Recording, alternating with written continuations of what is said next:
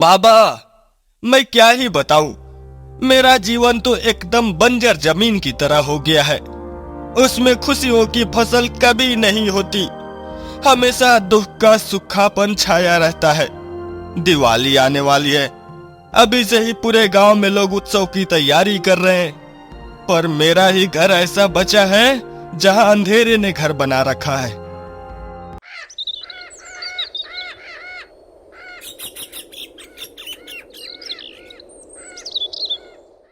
एक समय पहले की बात है। रतनपुर गांव के किनारे घने जंगल के पास एक टूटी फूटी झोपड़ी में गंगाराम नाम का एक गरीब किसान अपनी पत्नी और बेटे के साथ रहता था। वो पूरे साल मेहनत करते, पर उन्हें भरपेट रोटी भी नसीब नहीं होती। एक दिन अपने घर के आंगन में टहलते टहलते गंगाराम अपनी पत्नी से कहता है, सीता, हमारा खेत बंजर पड़ा है। खेत में आग लगने के कारण सारे फसल जल गए हैं। इस बार चारों तरफ दिवाली धूमधाम से मनाई जाएगी। हर घर में दिवाली की रौनक है। हर किसी का घर चमक उठा है। पर मेरी फूटी किस्मत के कारण हम लोग दिवाली नहीं मना पाएंगे। मुझे माफ करना सीता। मैं तुम्हारे और मोहन को खुशियां ना दिया, उसका दोषी हूँ। हे प्रभु, ऐसा हमारे साथ ही क्यों होता है? लोग तो अभी से ही मिठाइयाँ बांटने लगे हैं, लक्ष्मी माता की आरती करने लगे हैं, पर हमारी झोपड़ी में तो दिया जलाने के लिए तेल तक नहीं है। मैं तो कैसे भी ये सब सह लूंगी, पर हमारा बेटा मोहन, वो अभी भी बालक है, उसे बहुत दुख पहुंचेगा।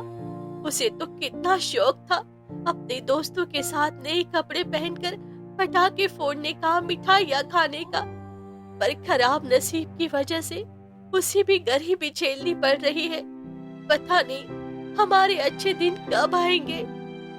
मैं तुम्हें और मोहन को खुशियां नहीं दे सका। इन सब का जिम्मेदार मैं हूँ। तुम्हें जितना बुरा भला कहना है मुझे कह लो। मैं इसी लायक हूँ। मैं तुम लोगों को खुश नहीं रख पा रहा। 2 वक्त की रोटी तक नहीं मिल पा रहा। मुझ जैसे नकारा इंसान को तो मर ही जाना चाहिए।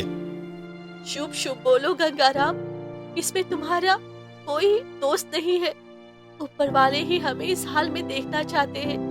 गंगाराम, दूसरों के घर में लक्ष्मी आई, पर हमारे घर में अंधेरा ही लिखा है भगवान ने। तुम रो मत, मैं तुम्हें अपराधी नहीं मानती हूँ। और रही बात मोहन की, तो मैं उसे संभाल लूंगी। लक्ष्मी कहीं से भी आए सीता, पर हम आज भी दीप जलाएंगे, चाहे आंसुओं से ही सही। ऊपर वाला चाहे हमारी कितनी भी परीक्षा ले ले, मैं हार नहीं मानूंगा। एक न एक दिन मैं सब ठीक कर दूंगा। बस तुम इसी तरह मेरी हिम्मत बनी रहना। तुम और मोहन ही मेरी ताकत हो। वो लोग बातें कर रहे होते हैं, तभी अचानक मोहन भी वहां आ जाता है। फिर वो अपने पिता से कहता है, पिताजी, आपको पता है मेरे दोस्तों ने ढेर सारे पटाखे लाए हैं और नए नए कपड़े भी लाए हैं। अब तो मेरे अंदर भी उत्सुकता बढ़ रही है दिवाली की। हम लोग खरीदी करने कब जाएंगे? बेटा, मुझे माफ कर देना। इस बार हमारी दिवाली हर बार से भी बेकार होगी। इस बार तो एक फूटी कौड़ी तक नसीब नहीं हो पाई खेती से। न जाने किसकी नजर लग गई थी हमारे खेत में। एक तो फसल अच्छी नहीं आती थी, ऊपर से आग लगने के कारण बची खुची फसल भी जल गई। मैं वादा करता हूं, अगली बार हम लोग दिवाली धूमधाम से मनाएंगे। बस तुम इस बार थोड़ा सब्र कर लो। पिताजी, यह गलत बात है। आपने कहा था कि इस बार हम लोग दिवाली मनाएंगे, पर आप फिर से बोल रहे हैं कि हम अगली बार मनाएंगे, इस बार नहीं। आप मुझसे झूठ बोलते हो। आप हर बार बोलते हो कि सब ठीक हो जाएगा, पर होता नहीं है। आज फिर से आपने मेरा दिल तोड़ दिया। अब मैं घर से बाहर ही नहीं निकलूंगा। ना मैं बाहर जाऊंगा और ना ही मेरे दोस्त मुझे चिढ़ाएंगे। बेटा, यूं दिल छोटा ना कर। तेरे पिता तो इतनी कोशिश कर रहे हैं हमारे लिए, ऐसे उनसे रुष्ट ना हो। देखना, तेरे पिता जरूर कुछ ना कुछ करेंगे, सब ठीक कर देंगे। नहीं माँ, मुझे अब झूठी दिलासा मत दो। मुझे अब कोई उम्मीद नहीं है। मैं जा रहा हूँ। इतना बोलकर मोहन रोते रोते घर के अंदर चला जाता है। रात गहरी हो गई, ठंडी हवाएं चलने लगी। मोहन गुस्से में आकर भूखे पेट सो गया और गंगाराम घर के बाहर बैठकर भगवान से प्रार्थना करने लगा। भगवान, इस गरीब की है पुकार, सुन ले कम से कम। मेरे बच्चे का दिल रखने के लिए कुछ मदद कर दे।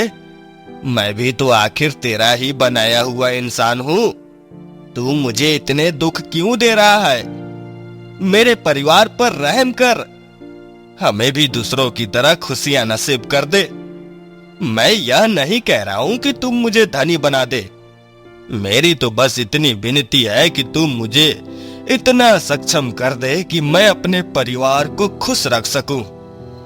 मैं यह नहीं कह रहा हूं कि तुम मुझे धनी बना दे। मेरी तो बस इतनी विनती है कि तुम मुझे इतना सक्षम कर दे कि मैं अपने परिवार को खुश रख सकूं। मेरे परिवार ने मेरे साथ मिलकर बहुत दुख झेला है। अब तो अपनी आंखें खोल ले। कब तक हमारी परीक्षा लेगा? अब तो मैं हिम्मत भी हार चुका हूं। मैं तुझसे हाथ जोड़कर विनती करता हूं, मेरी मदद कर दे भगवान। मुझे कुछ तो सहारा दे दे। गंगाराम की गुहार सुनकर भगवान का दिल पिघल गया। तभी जंगल से तेज रोशनी आई, जिसे देखकर गंगाराम जंगल की ओर चला गया और उसे वहां एक संत बैठे दिखे, साधु के भेष में। फिर साधु मुस्कुराकर बोले, कैसे हो गंगाराम? आखिर तुम मुझ तक आ ही गए। साधु बाबा, आप कौन हैं और आप मुझे कैसे जानते हैं? मैं तो आपसे पहले कभी नहीं मिला हूं। क्या आपने कभी मुझे देखा है? हो सकता है आपने कभी मुझे देखा हो, पर मुझे ज्ञात ना हो। कृपया आप स्पष्ट बताएं, मेरे मन में तो व्याकुल हो रहे हैं यह जानने के लिए कि आप मुझे पहचानते कैसे हैं। बताऊंगा, तुझे सब बताऊंगा। एक एक करके तेरे मन के सभी प्रश्नों का उत्तर दूंगा। पहले यह तो बता कि तेरे जीवन में क्या क्या कठिनाइयां आ रही हैं। मैं तो यहाँ खास तुझसे ही मिलने आया हूँ। चल, अब देर ना कर, कुछ बोल भी। मुझे पता है तू मुझे देखकर हैरान है। मैं तुझे एक राज बताने वाला हूँ, पर उसके लिए मुझे थोड़ी अपने जीवन की कहानी तो बता। बाबा, मैं क्या ही बताऊं। मेरा जीवन तो एकदम बंजर जमीन की तरह हो गया है। उसमें खुशियों की फसल कभी नहीं होती। हमेशा दुख का सूखापन छाया रहता है। दिवाली आने वाली है, अभी से ही पूरे गांव में लोग उत्सव की तैयारी कर रहे हैं, पर मेरा ही घर ऐसा बचा है जहां अंधेरे ने घर बना रखा है।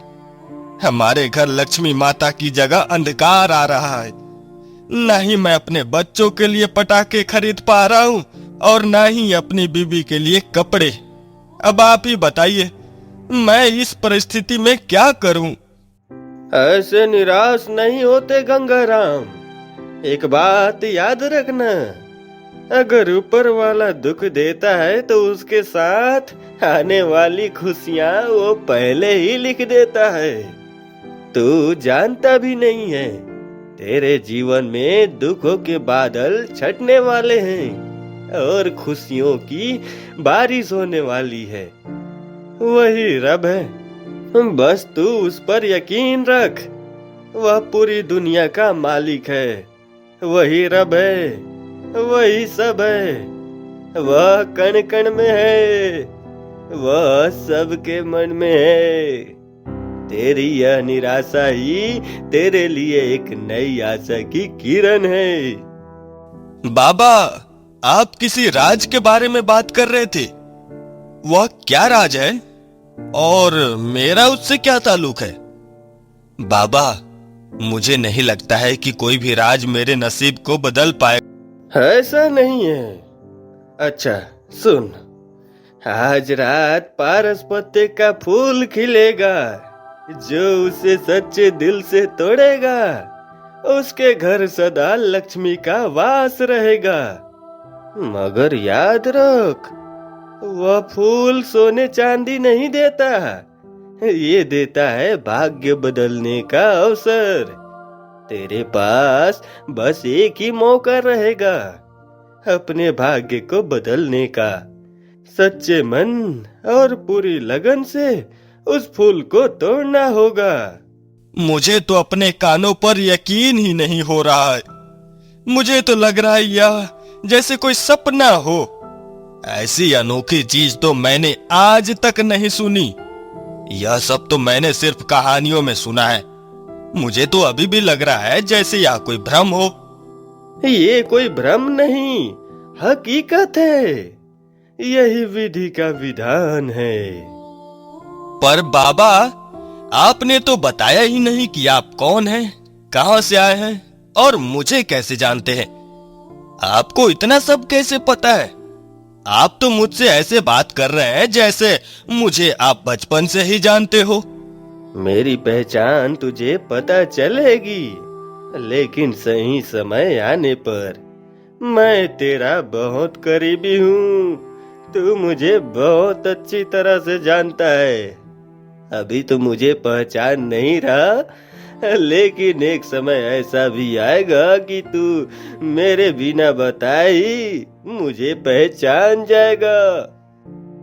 ठीक है बाबा, मैं आपकी पहचान जानने के लिए प्रतीक्षा करूंगा। बाबा, वो फूल मुझे कहाँ मिलेगा? जंगल के बीच पुराने वट वृक्ष के नीचे ठीक आधी रात को।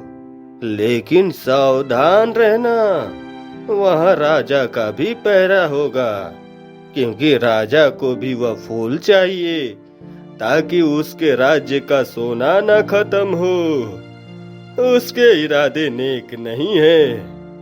उसके मन में स्वार्थ और लालच का पहरा है। उसे राज्य का नहीं, बस सोने चांदी की चिंता है।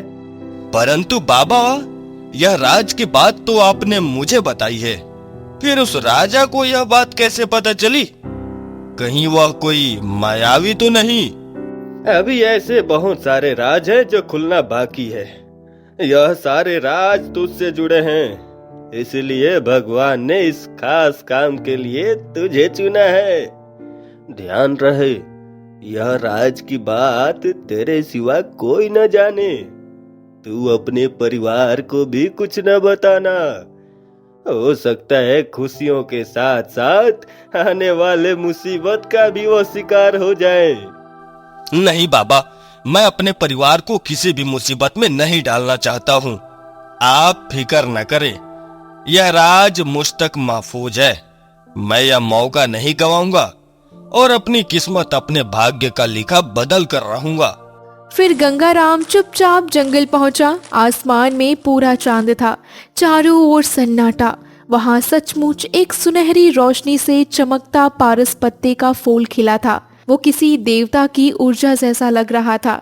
गंगाराम ने झुककर फूल तोड़ा ही था कि पीछे से आवाज आई, रुको, यह फूल राजा का है। तेरी हिम्मत कैसे हुई महाराज की चीजों को हाथ लगाने की? तुझे पता भी है यह मूर्खता करने के लिए तुझे कितनी बड़ी सजा मिल सकती है। लगता है तेरे अंदर महाराज का खौफ नहीं है। यह महाराज का नहीं है। महाराज इसे पाकर बस अपने फायदे के लिए इस फूल का इस्तेमाल करेंगे। मैं इसकी शक्तियों का गलत इस्तेमाल नहीं होने दूंगा। ऐ गरीब किसान, तेरे अंदर तो बहुत हिम्मत है रे। तो राजा के सिपाहियों से मुंह लड़ा रहा। यह देख, अब तो राजा तेरे सामने है। अब तू अपनी कैंची जैसी जुबान चलाकर दिखा, मैं तेरी जुबान कटवा दूंगा। सिपाहियों, पकड़ लो इसे। मुझे छोड़ दो महाराज, यह आप सही नहीं कर रहे हैं। आप अपने ओहदे का गलत फायदा उठा रहे हैं। वैसे भी यह फूल आपका नहीं हो सकता है।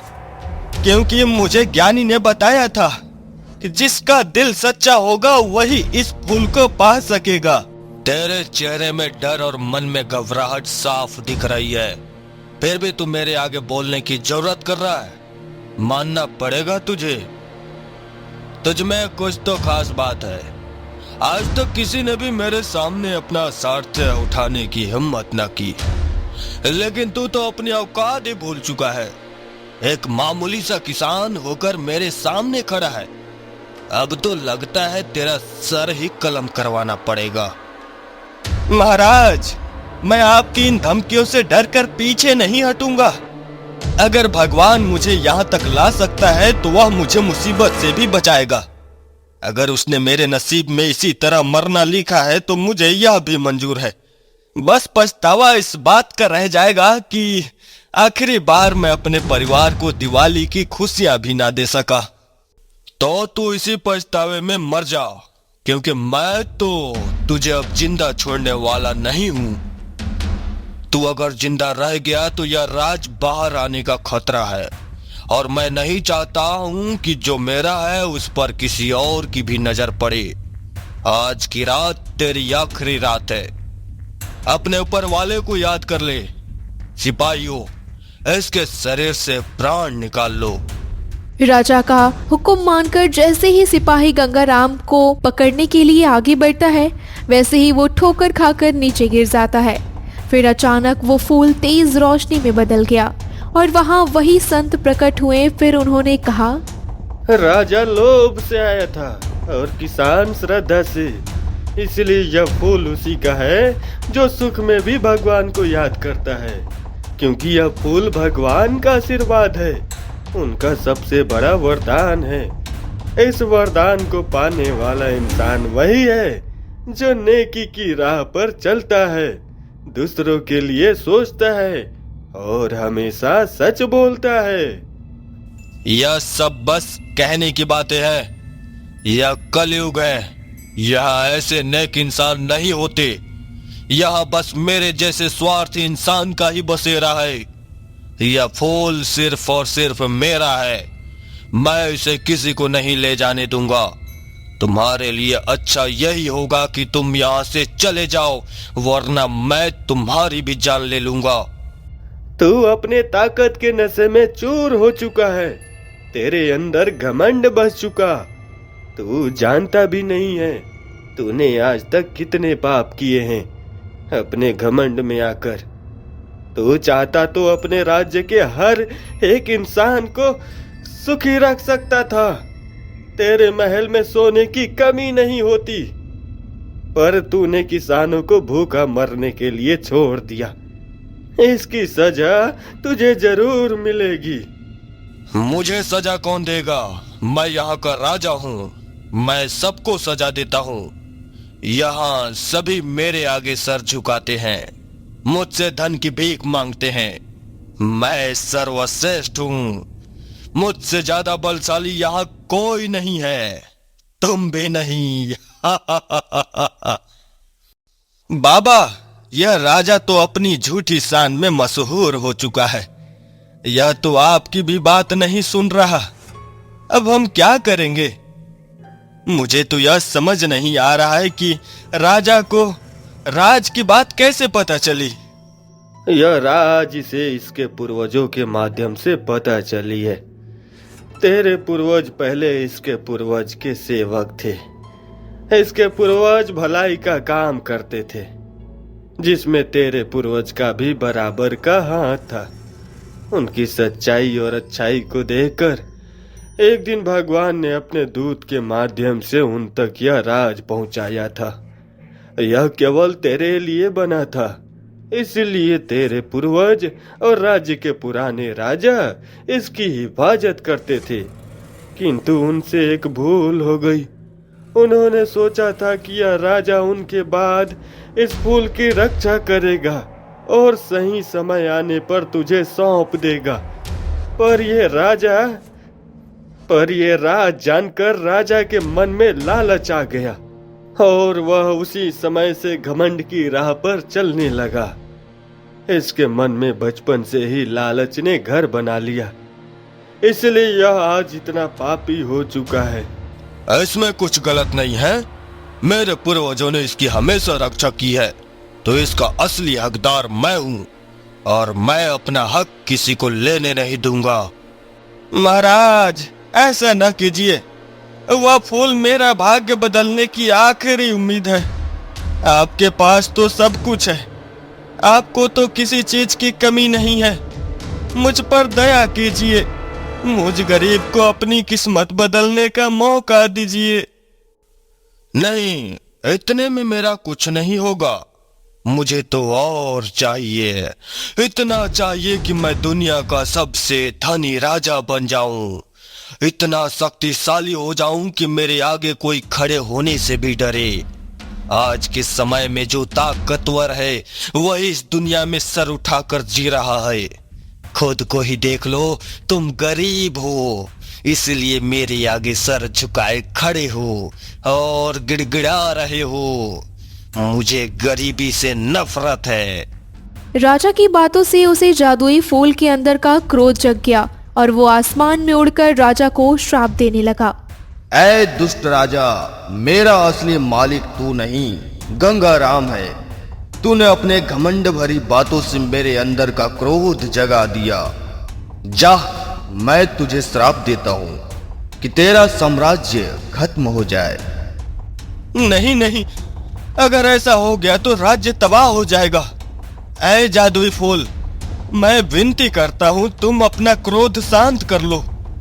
अगर साम्राज्य ही न रहा तो राज्य के लोग भूखे मरने लगेंगे। एक राजा की गलती की सजा पूरे राज्य के मासूम लोगों को ना दो। मैं तुम्हारे आगे हाथ जोड़ता हूँ, राजा को माफ कर दो। देख ले पापी राजा, तूने गंगाराम को मारने के लिए साजिशें रची, फिर भी ये तेरे लिए मुझसे गुजारिश कर रहा है। इसे कहते हैं सच्चा और निस्वार्थ इंसान। मेरे अंदर की सारी शक्तियां, सारा वरदान आज से गंगाराम के नाम है। आज गंगाराम का भाग्य बदलेगा, उसके घर भी दिवाली की दीप जलेगी, लक्ष्मी माता आएगी, वह अपने परिवार के साथ हमेशा खुश रहेगा। वरदान देकर वो जादुई फूल नष्ट हो जाता है। उसके बाद साधु बाबा कहते हैं, वरदान ने अपने हकदार को चुन ही लिया। आज फिर से सच्चाई और अच्छाई की जीत हुई और बुराई ने अपने घुटने टेक दिए। सच कहते हैं लोग, प्रभु की लीला निराली है। वह भले ही देर से देता है, पर इतना देता है कि पिछले सारे गमों को एक झटके में ही खत्म कर देता है। देख ले राजा, आज गंगाराम ने तेरा साम्राज्य खत्म होने से बचा लिया। हाँ बाबा, मैं समझ गया हूँ, मैं गलत था। मुझे अपनी गलती का पछतावा है। आज इस सच्चे दिल के इंसान ने मेरे राज्य को तबाह होने से बचा लिया। आज से मैं इसका कर्जदार हो गया हूँ। किसान, आज से तू मेरे राज्य का मुख्य कृषक होगा। तेरा खेत, तेरा घर सब मैं बसाऊंगा। मुझे माफ कर दे और मेरे प्रस्ताव को स्वीकार कर ले। यह समझ ले कि मैं अपने पछतावे में पूरा डूब चुका हूं। महाराज, आप मुझसे विनती ना करें। यह तो मेरे लिए सौभाग्य की बात है कि आप मुझे मुख्य कृषक बना रहे हैं। अब मैं अपने किसान भाइयों की मदद कर सकूंगा। अब आप वाकई में एक अच्छे राजा का फर्ज निभा रहे हैं, राज्य के बारे में सोचकर। बाबा, आप भी मुझे माफ कर दीजिए। मैंने आपके साथ भी बहुत बदसलूकी से बात किया। सच्चे दिल से पछतावा करने वालों को तो भगवान भी माफ कर देता है। फिर मैं कैसे तुझसे क्रोधित रह सकता हूँ। जा, आज से बल्कि अभी से तू अपनी नई जिंदगी उस फूल की तरह जीना शुरू कर दे और जीवन में कभी भी घमंड मत करना, क्योंकि वह चाहे तो एक पल में ही दुनिया खत्म कर सकता है। उसके पास तो इतनी ताकत है। सोच, अगर वह अपने पर उतर आया तो हम इंसानों का क्या होगा। बाबा, आप तो बहुत ज्ञानी हैं। अब तो आप अपनी पहचान बता दीजिए। मैं आपकी पहचान जानने के लिए बेताब हो रहा हूँ। आपने मेरी जिंदगी बदल दी। आपकी वजह से मेरे किस्मत पर लगा धब्बा भी मिट गया। मैं आपका यह एहसान सदा याद रखूंगा। आज तुमने अपने भाग्य को बदला है। कल से तेरी नई जिंदगी शुरू होने वाली है। अभी तो इस बात की खुशियां मना। एक दिन मैं खुद तेरे पास आकर अपनी पहचान बताऊंगा। अभी मेरा बुलावा आ चुका है। मुझे अब यहाँ से जाना होगा। अपना ध्यान रखना। मैं जल्द ही तेरे पास आऊंगा। बाबा रुकिए, कुछ तो बताइए। बाबा अपनी पहचान बताए बिना ही अचानक वहां से गायब हो जाते हैं। फिर गंगाराम अपने घर आ जाता है। धीरे धीरे गंगाराम अच्छा जीवन जीने लगता है और धनी होने लगता है। आखिरकार दिवाली का दिन आता है। तब सीता रहती है। आपने जो बोला वो कर ही दिखाया। आज हमारे घर में भी खुशियाँ आ गई है। हमारे घर में भी आज लक्ष्मी का आगमन हुआ है। हमारी झोपड़ी एक सुंदर घर में बदल गई। मैं तो खुशी के मारे पूरे घर को दियों से सजा दिया है। मैंने गुस्से में आकर आपको बहुत बुरा भला सुनाया था। मैं बहुत बड़ा मूर्ख हूँ। अरे नहीं बेटा, तेरे अंदर अभी बचपन है। तू बालक है। तुझे भी वाक्य की तरह दिवाली मनाने का शौक था। इस उम्र में ऐसी नटखट गलतियां हो जाती है। कोई बात नहीं बेटा, मेरी एक बात हमेशा याद रखना। कभी भी क्रोध में किसी को ऐसा ना बोलना जिससे उसके दिल को ठेस पहुंचे, क्योंकि गुस्से में कही गई बातें अक्सर लोगों को दुखी कर देते हैं। गुस्सा इंसान का सबसे बड़ा दुश्मन होता है। तू बस सच्चाई और अच्छाई की राह में चलना। अभी तुझे मेरी बातें ज्यादा समझ नहीं आएगी। हाँ पिताजी, मैं हमेशा आपकी तरह भलाई के रास्ते में चलूंगा। मोहन के जाते ही सीता गंगाराम से पूछती है। आपने तो बताया ही नहीं। अचानक ये ऐसा कौन सा जादू हो गया कि एक रात में ही हमारी किस्मत पलट गई? ऐसा समझ लो कि भगवान ने हमारे लिए अपनी आंखें खोल ली। यह सब उसी ने हमें दिया है। हमें हमेशा उनका शुक्र मनाना चाहिए। आज हम जो कुछ भी है सिर्फ उनके वजह से ही है। धन्य है वो पारस पत्ते का फूल जिसने हमें सिखाया कि लक्ष्मी को अपनाने का रास्ता सोने से नहीं सच्चे मन से होता है। ये आप आसमान में देखकर क्या बहकी बहकी बातें कर रहे हैं? मुझे तो कुछ समझ नहीं आ रहा है। मैं तो चली मोहन के साथ पटाखे फोड़ने। फिर सीता खुश होकर पटाखे फोड़ने चली जाती है। उसके बाद अचानक से गंगाराम के सामने साधु बाबा प्रकट होते हैं और कहते हैं, कैसे हो गंगाराम? दिवाली तो सही से मन रही है ना? देखकर लग रहा है कि लक्ष्मी माता तुमसे बहुत प्रसन्न है। अरे बाबा, आप कहाँ चले गए थे? प्रभु की कृपा से अब मेरे पास सब कुछ है, पर फिर भी मन में एक सवाल हमेशा उठता है। आपने तो मेरे मन में पहले ही वो बातें छोड़ दी है। अब तो बताइए कि आप कौन हैं? आप मुझे कैसे जानते हैं? चल, आज मैं तुझे सच बता ही देता हूँ। तू कितना भोला है। अभी तक मुझे नहीं पहचाना। मैं तेरा पूर्वज हूँ। मुझे वह पारस पत्ते का फूल पुस्तक पहचानने का आदेश मिला था। मुझे वह पारस पत्ते का फूल तुझ तक पहुँचाने का आदेश मिला था। यही मेरा एकमात्र लक्ष्य था। आज मेरा मकसद पूरा हो गया है। अब मैं संसार की मोह माया से मुक्त होकर अपने प्रभु के पास जा रहा हूँ। मैं बस तुझे आखिरी बार देखने आया था। मेरे जाने का समय आ गया है। तू हमेशा धर्म के मार्ग पर चलना। गंगाराम ने अपने भाग्य के खेल को बदल दिया और अपने परिवार के साथ खुशी खुशी रहने लगा। उसके घर दिवाली धूमधाम से मनने लगी और वो जरूरतमंदों के घर में भी उम्मीद की किरण बन गया। वो हर साल दिवाली में गरीबों को कपड़े, मिठाइयाँ और पटाखे देता। तो इस तरह से उसने समाज सेवा शुरू कर दी और सबका मसीहा बन गया।